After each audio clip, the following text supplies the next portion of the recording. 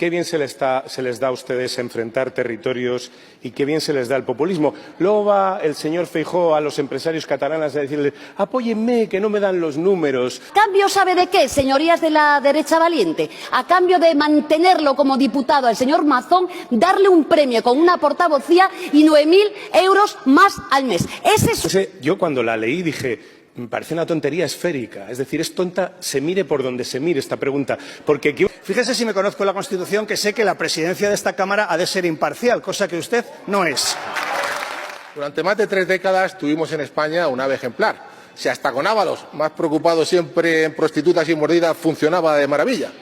Pero, amigo, llegó usted y cual caballo de Atila a su paso ya nunca más creció la hierba. Y lo hemos visto con 3 episodios que demuestran bien a las claras cuál es, por desgracia, su lamentable nivel político.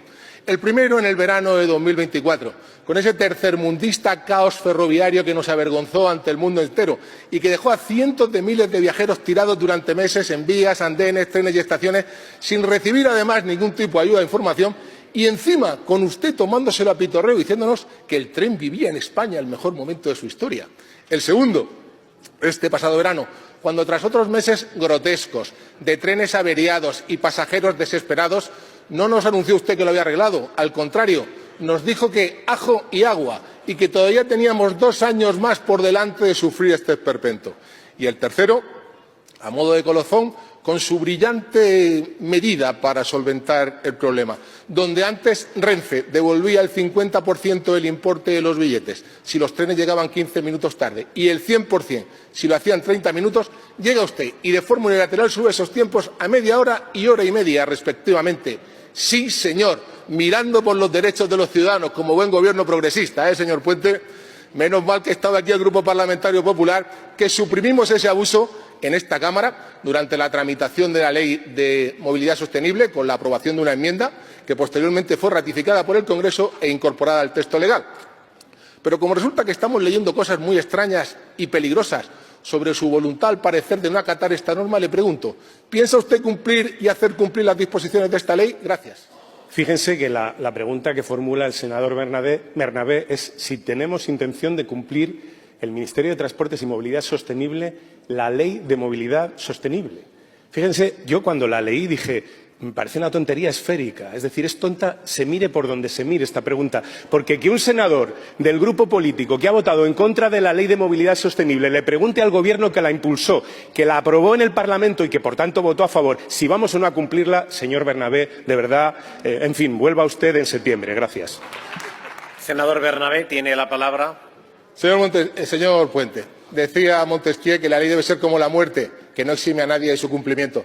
Así que, ¿qué es eso que ha dicho usted de que no piensa cumplirla? Que eso es lo que hacen los delincuentes, hombre. El señor Bernabé se toma siempre algunas cosas al pie de la letra y una de las que se ha tomado al pie de la letra son las palabras de ese señor con canas que dice que las canas legitiman a uno para mentir. Usted tiene muchas y se ve que, en fin, se lo ha tomado usted al pie de la letra. Pero mire, señor Bernabé, me dice usted que hay que cumplir con la Ley de Movilidad Sostenible. Y yo me alegro. Es más, dice usted que incumplir la Ley de Movilidad Sostenible es propio de delincuentes y que es propio, de forajidos, de gente que no se viste por los pies. Claro, ¿está usted hablando de la alcaldesa de Valencia?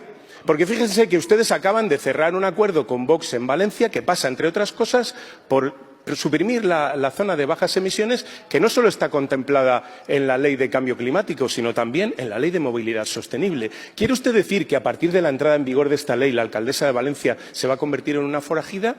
¿Van a hacer los municipios del Partido Popular el plan de movilidad sostenible que exige esta ley? Porque de momento la mayoría no lo tienen. Y lo que están haciendo en su lugar es meter la piqueta en los carriles bici en lugar de cumplir con la ley de cambio climático. Es decir, quienes se sitúan permanentemente en rebeldía a la hora de cumplir las leyes son ustedes. Ustedes la única ley que respetan es la del embudo. Ya se lo he dicho muchas veces. Esa ley la cumplen ustedes a rajatabla. Lo ancho para ustedes y lo estrecho para los demás. Y por eso tiene usted el cuajo de venir aquí al Senado Senado de España a decirle al ministro que impulsó la Ley de Movilidad Sostenible que si la va a cumplir, o no. Pues claro que la vamos a cumplir. Y mire, le voy a decir una cosa. Nosotros, por supuesto, que cumplimos las leyes y las aplicamos con arreglo a derecho, siempre con arreglo al derecho español y al derecho comunitario. Y si ustedes introducen alguna enmienda que colisiona o con el derecho español o con el comunitario, lo someteremos al correspondiente análisis legal y veremos cómo se aplica y en qué términos se aplica.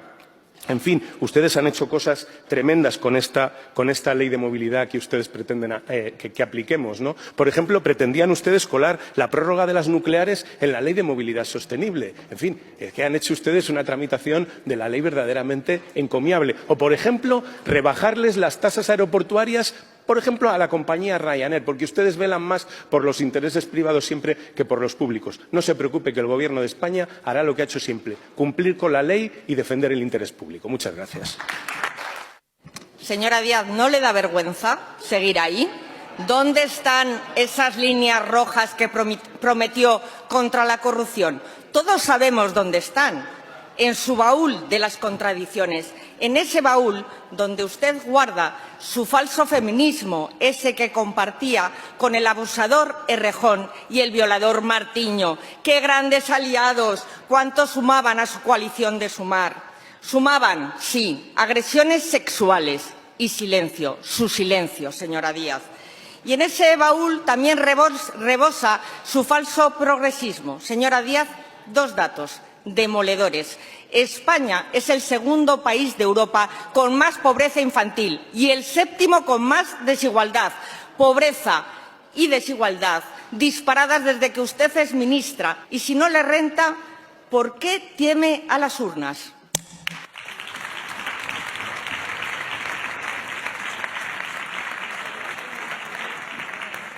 Señoría, siempre preguntando por temas que le interesan a la ciudadanía. Mire, yo tengo muchas preocupaciones en mi vida, pero de verdad, no le temo ni a las urnas, ni, sin no tenga ninguna duda, ni a los votos. ¿Y usted?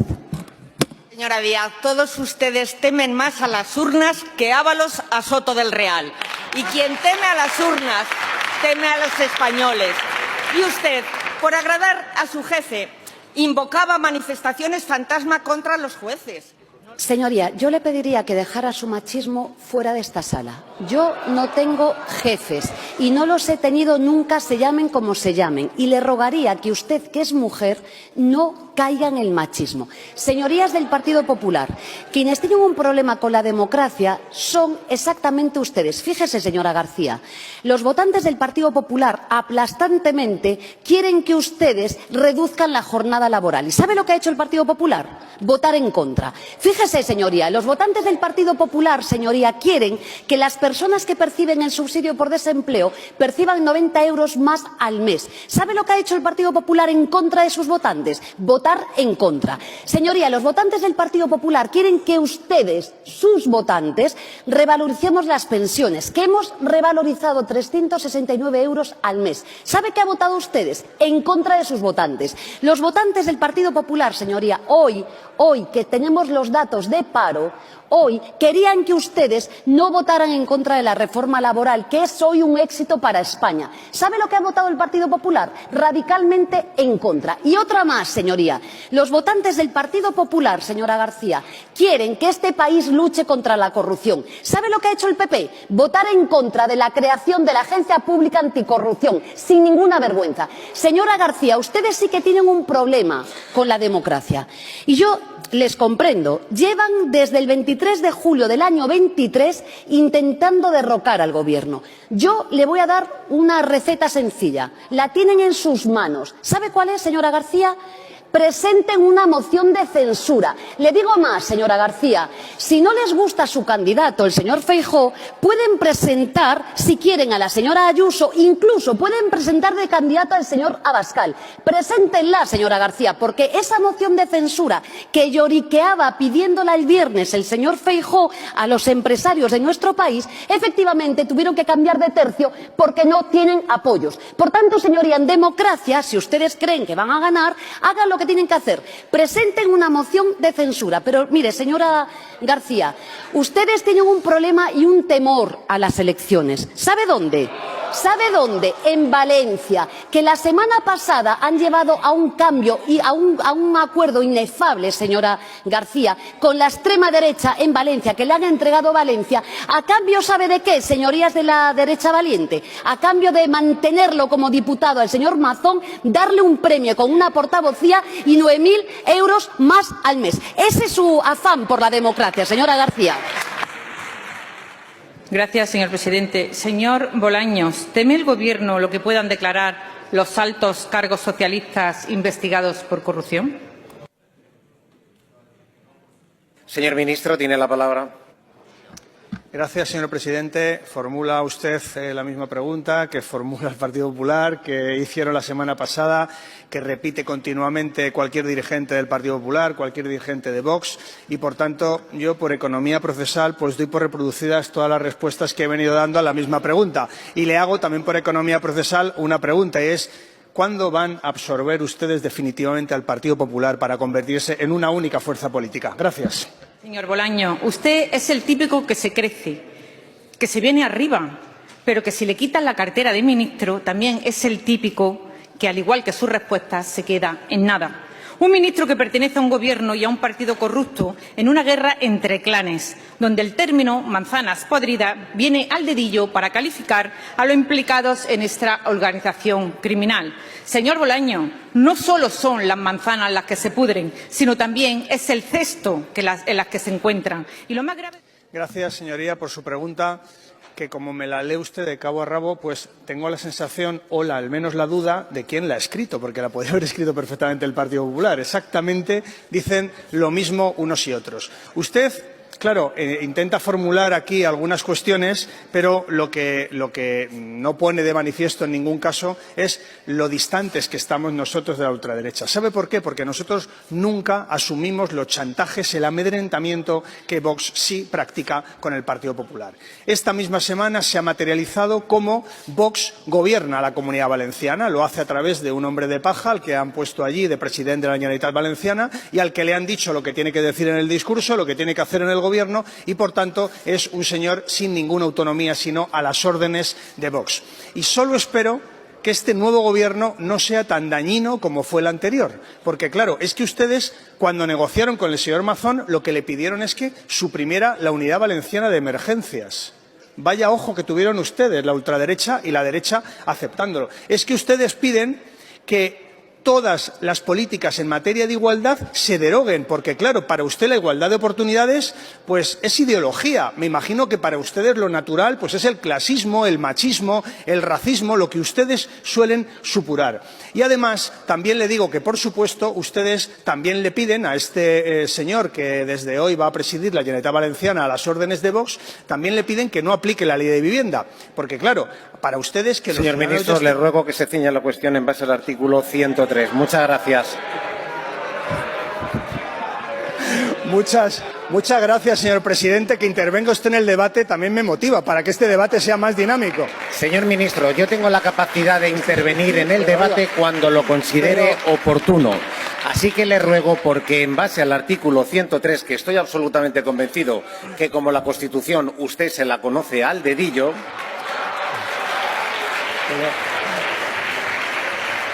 habrá tenido la oportunidad de referirse al artículo 103. Prosiga, señor ministro. Gracias, señor presidente. Fíjese, si me conozco la Constitución, que sé que la presidencia de esta Cámara ha de ser imparcial, cosa que usted no es.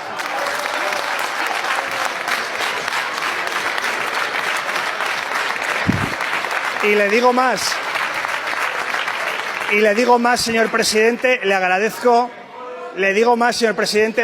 que salga en defensa de Vox y que demuestre que el Partido Popular y Vox son uno. Gracias. En la presentación del plan inversor para los puertos españoles hemos conocido que el puerto de Barcelona va a tener prácticamente la misma cantidad de aquí a 2029 de inversión que los 7 puertos andaluces juntos. Por eso, señor ministro, le preguntamos, ¿cómo justifica la discriminación que sufre Andalucía en relación a la inversión en sus puertos? Muchas gracias, señor presidente. La comunidad andaluza no sufre ninguna discriminación en materia de infraestructuras. De hecho, es la segunda comunidad autónoma en la que más invierte el Gobierno de España. Pero si hablamos de infraestructuras portuarias, tengo que decirle que cómo puede sostener alguien que se está discriminando a Andalucía cuando los puertos de Andalucía van a acaparar el 20% de las inversiones de todos los puertos de España solo en el año 2026. En fin, echen ustedes mejor las cuentas. Muchas gracias. Salimos perdiendo en el reparto de fondos. O nos niegan fondos que a otros les facilitan. A ver si les suena esto, señor Puente. 6.000 millones de euros para Rodalies. Qué bien se les da a ustedes enfrentar territorios y qué bien se les da el populismo. Luego va el señor Feijóo a los empresarios catalanes a decirles apóyenme, que no me dan los números. Pero claro, luego a la hora de la verdad ustedes se pasan el día enfrentando al resto del territorio español con Cataluña. Mire, ¿sabe por qué el puerto de Barcelona será el que más inversiones acapare entre 2026 y 2029? Porque ha sufrido un absoluto abandono los últimos 20 años. Llevamos 20 años trabajando en los accesos del puerto de Barcelona. Pero mire, aún así, el puerto de Algeciras será el tercero de España que más inversión acapare después del de Barcelona y del de Valencia. Por cierto, al del de Valencia no se ha referido usted y es el puerto que va a tener mayor inversión y que está teniendo mayor inversión en los últimos 3 años. No sé por qué no se refiere usted al puerto de Valencia. Quizá porque ustedes gobiernan Valencia y allí no les molestan las inversiones. En fin, me parece que es un populismo ferroviario y de infraestructuras el que hacen ustedes fenomenal. Porque fíjese, claro, ¿por qué la inversión del puerto de Barcelona? Por los accesos que llevan 20 años esperando.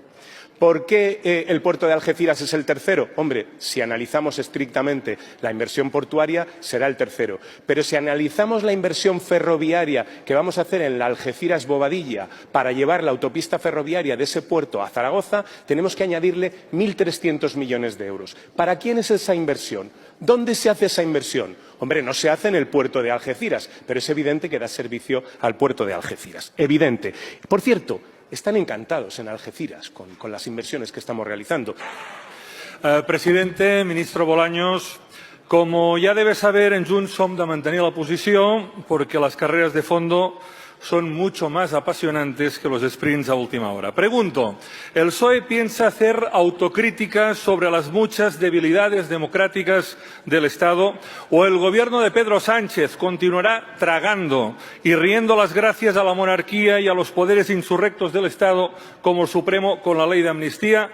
Pregunto, corrupciones al margen, este sábado 6 de diciembre, ¿ustedes irán al rendezvous de cada año felices y contentos o, como ustedes dicen, el PSOE está en el punto de mira de los poderes de un Estado podrido? ¿Sí o no?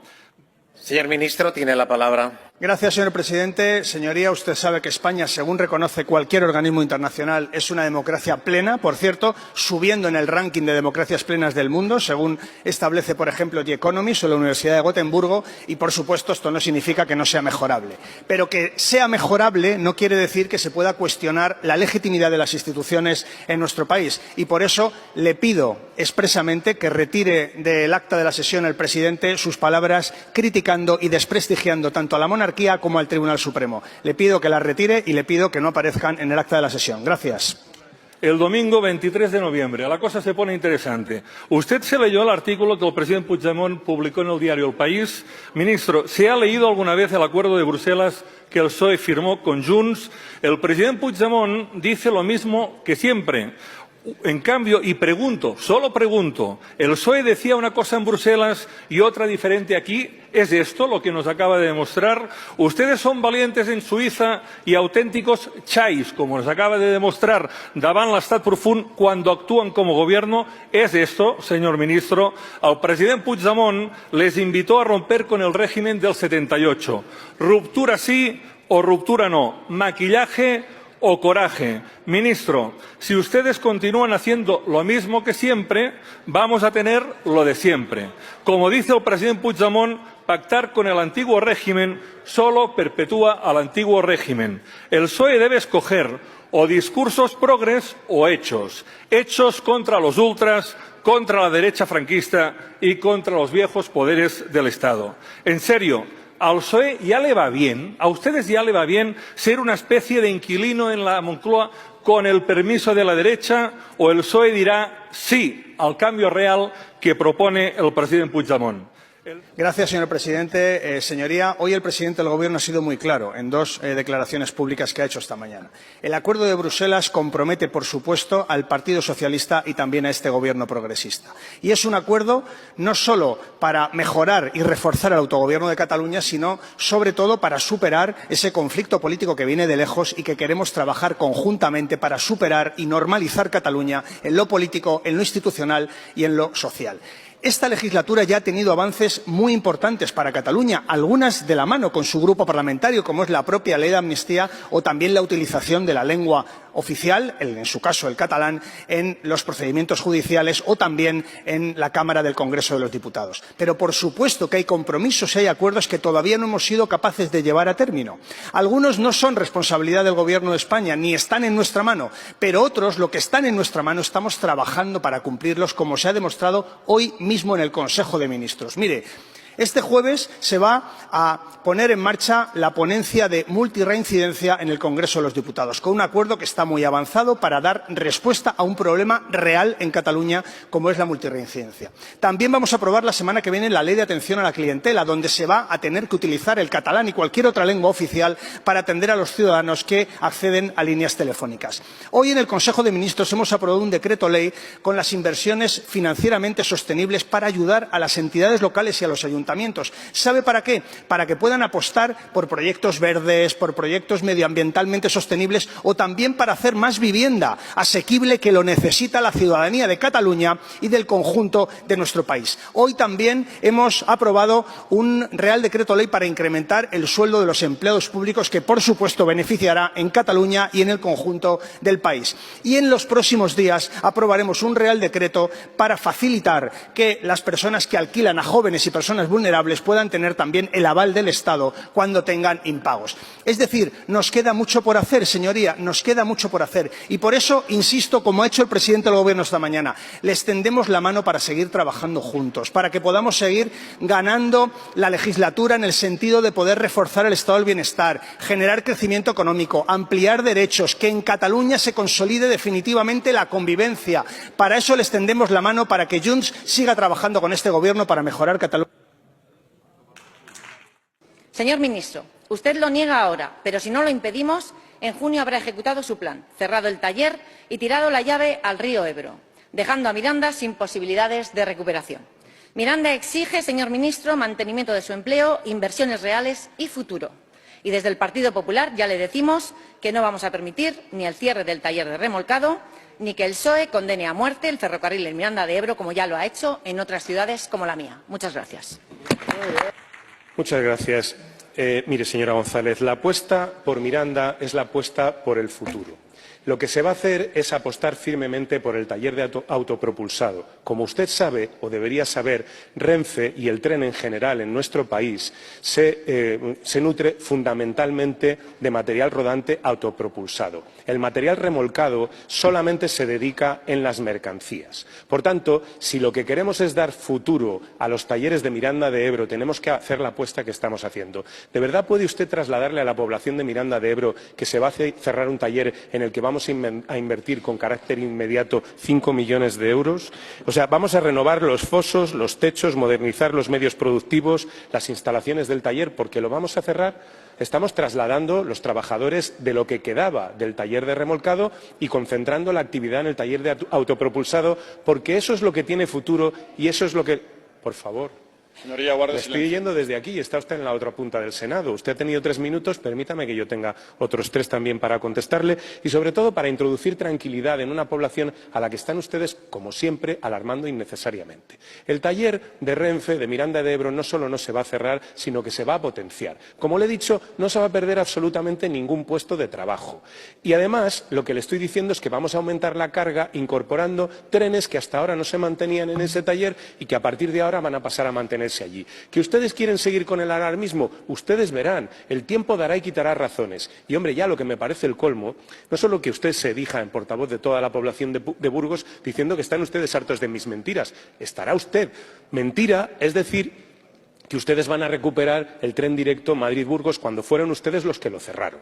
Ustedes se encontraron el túnel de Somosierra con una demolición parcial. Habría costado en torno a 50 millones de euros sacar la bateadora y poner en servicio de nuevo a la línea, y ustedes optaron por cerrarla. Y no solo eso, licitaron tramos para arrancar las vías, de manera que hoy, si queremos reabrir esa línea, no estamos hablando de reabrir una línea, estamos hablando de construir una línea a partir de cero con un coste absolutamente milmillonario. Eso es lo que hizo el Partido Popular en Burgos. Por tanto, si alguien está cansado de las mentiras, será de las suyas. Serán de las suyas, no de las mías. Yo no he dicho ninguna mentira. Es más, voy con la verdad por delante y con absoluta claridad. El taller de Miranda de Ebro no se va a cerrar y se van a ganar empleos en Miranda de Ebro. El tiempo dará y quitará razones. Muchas gracias. Gracias, presidente. Señor ministro, hoy abordamos un asunto que afecta directamente a miles de personas que vivimos en Baleares, Canarias, Ceuta y Melilla, territorios donde la movilidad aérea no es un complemento, sino una necesidad básica. Ministro, el descuento de residente, como usted bien sabe, es la herramienta que hace posible esa igualdad con el resto de ciudadanos del país. Su funcionamiento es sencillo. Las aerolíneas adelantan el coste y el Estado lo paga después. Pero eso no está ocurriendo.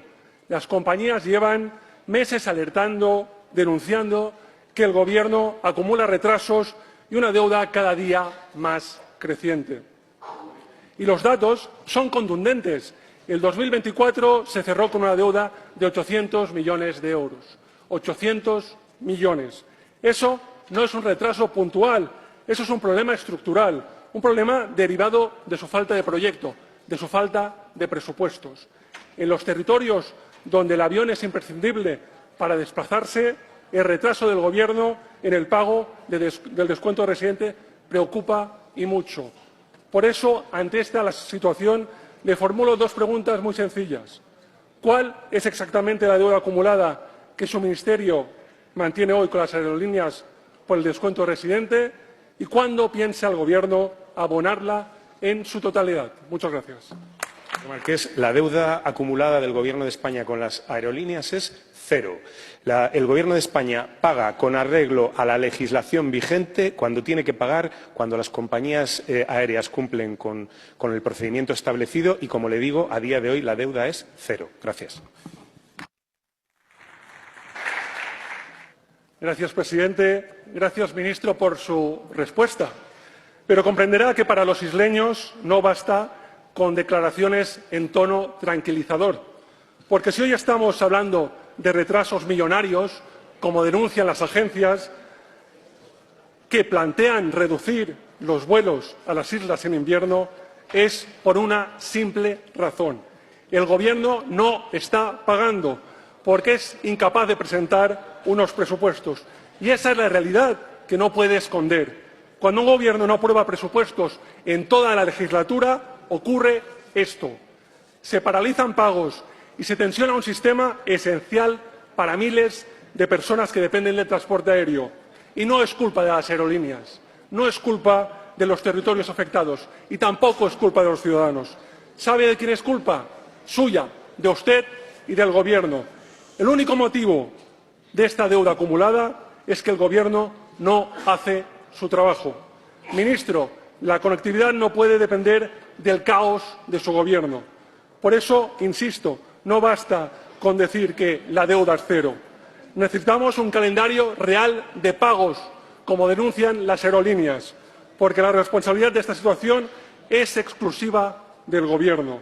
Ministro, menos Twitter y más trabajo. Muchas gracias. Muchas gracias. Vamos a ver, frente a la desinformación, a la exageración, cuando no a la mentira, y eso que usted no tiene el pelo blanco, información. Vamos a ver, ¿cómo se paga a las aerolíneas por los servicios prestados insulares que tienen una bonificación concedida por el Gobierno de España? El procedimiento de liquidación se ajusta a lo dispuesto en el artículo 7 del Real Decreto 1316/2001. Para poder iniciar el procedimiento y, por ende, conocer el importe de cada expediente, es necesario que las compañías presenten la información de vuelos y tarifas.